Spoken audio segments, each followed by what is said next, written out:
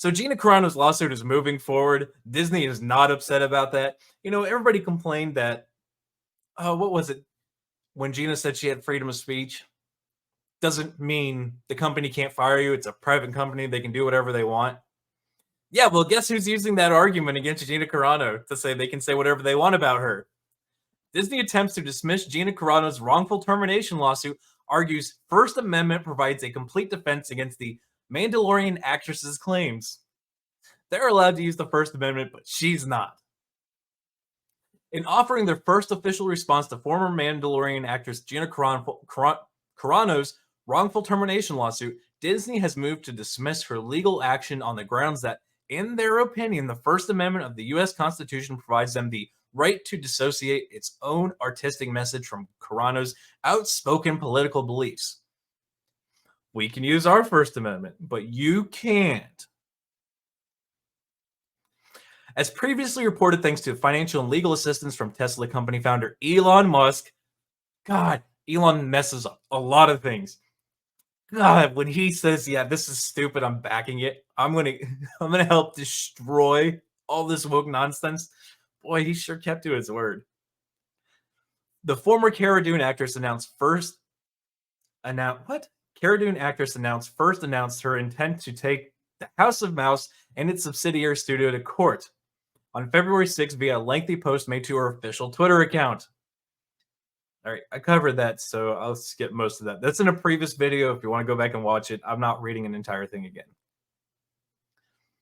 Nothing could be further from the truth, she countered. The truth is, I was being hunted down from everything I posted to every post I liked because I was not in line with the acceptable narrative at the time. My words were consistently twisted and demonized and dehumanized me as an alt-right extremist. It was a bullying smear campaign aimed at silencing, destroying, and making an example out of me. 100%. That's all they do. All they do is they make lies. They call employers, they call friends, they try and make you sound like a terrible human being so that you will shut up and do what they tell you. See, the problem with me is getting kind of old. I'm 35 now. Knees don't work as good as they used to. It's kind of hard for me to bend my knee. At least I have that excuse now, but it's always been like that. All right, more of her tweets. Look at why I was called a transphobe for making droid noises from Star Wars. She further invited Beep Bop Boop, seen below, was previously directed to the online bullies and did not in any way denigrate trans Jenga people. I mean, I thought it was funny. Give us your pronouns. R2D2 noises.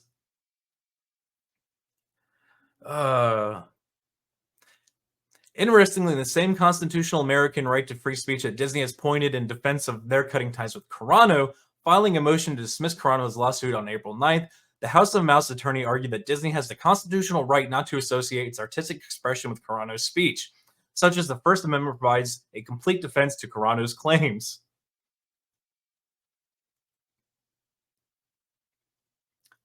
You can fire somebody wrongfully and claim it's a First Amendment issue. I need to get Sean back in here to argue the legality of that one.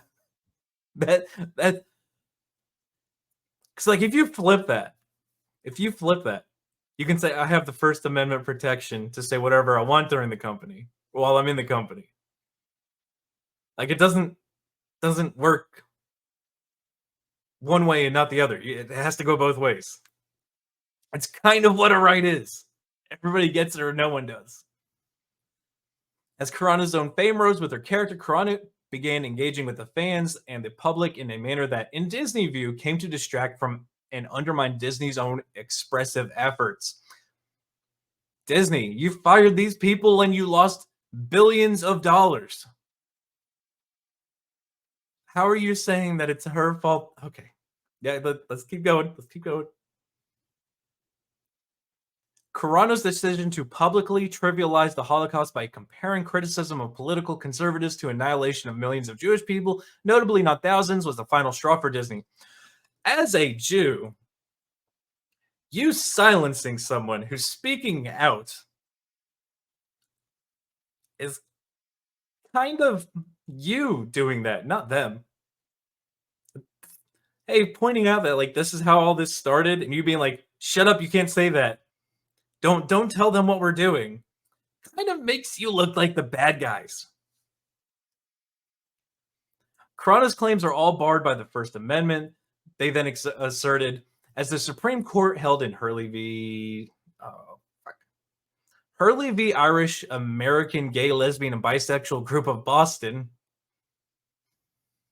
Uh, you know, maybe it was a good idea to follow in Fallout's footsteps and just nuke Boston.